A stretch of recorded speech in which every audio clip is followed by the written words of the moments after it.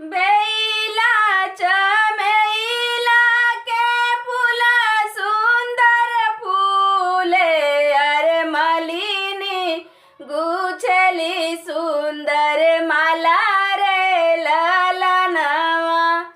अरे मालिनी गुछली सुंदर माला रे ललनवा।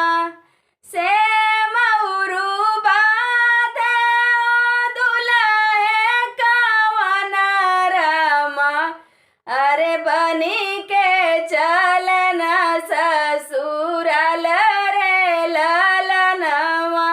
अरे बांधी के चलन ससुराल रे ललनवा। सब केहू निहारे राती से बाराती, अरे सासू निहारै दामाद रे ललनवा। अरे सासू निहारै दामाद रे ललनवा। किया हवा दुल्हे हो मलिया का जनमल, अरे किया मलिया लागेला बाप रे ललनवा। अरे किया मलिया लागेला बाप रे ललनवा।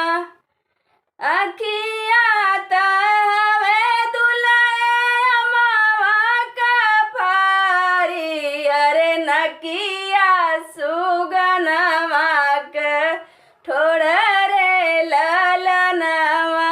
अरे नकिया सुगनवा के ठोड़ रे ललनवा।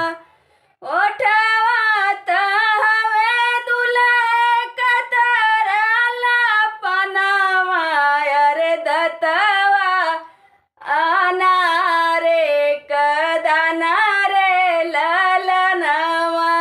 अरे दतवा अनारे कदाना रे ललनवा। पाँव तुअर हवे जैसे कतरी का बनवा, अरे हथवा मोरवा के पंख रे ललनवा।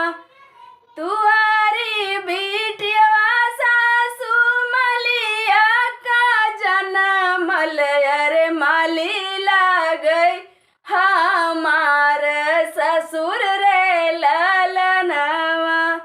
ऐसन दामाद हम नहीं देखली, अरे सासू से करे जवाब रे ललनवा।